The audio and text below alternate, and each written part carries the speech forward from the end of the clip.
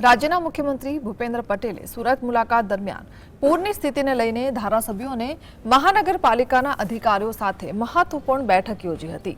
બેઠક બાદ મુખ્યમંત્રીએ સ્પષ્ટ સૂચના આપી કે જો કોઈ અધિકારી અથવા એજન્સીની બેદરકારી સામે આવશે તો કડક કાર્યવાહી કરવામાં આવશે।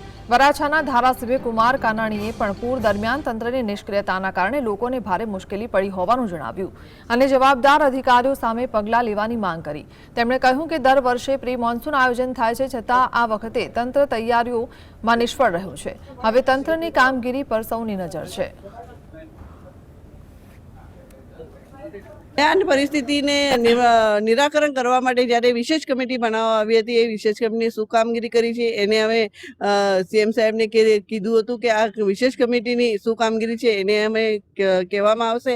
સાથે સાથે જે પરિસ્થિતિ હમણાં નિર્માણ થઈ છે, જ્યાં પાણી નથી ભરાતું હતું ત્યાં પણ પાણી ભરાય છે અને એમાં એમનું જે ઘર વકરી સામાન છે, અનાજથી માંડીને બધી જ વસ્તુ એમની ભીની થઈ ગઈ છે અને જેના લીધે એમને તરત તાત્કાલિક સહાય કેશ ડોલ આપવામાં આવશે। લેવલ મીટિંગ થઈ હતી અને ખાડીપુરનું કેમ નિરાકરણ કરવું એની વાત થઈ હતી।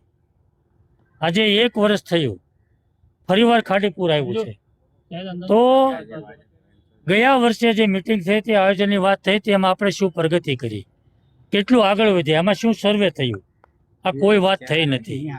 એટલે દર વખતે ખાડીપુર આવે ને આપણે પ્રશ્ન હલ કરવાની વાત કરીએ છીએ, એ વ્યાજબી નથી। આનું કાયમિક નિરાકરણ, ખાડીપુર કેમ ઓછું થાય, કેમ ના આવે, એના માટેનું કાયમિક નિરાકરણ કેમ આવે, એ દિશામાં આપણે આગળ વધવું જોઈએ, એવી મેં માગણી કરી છે।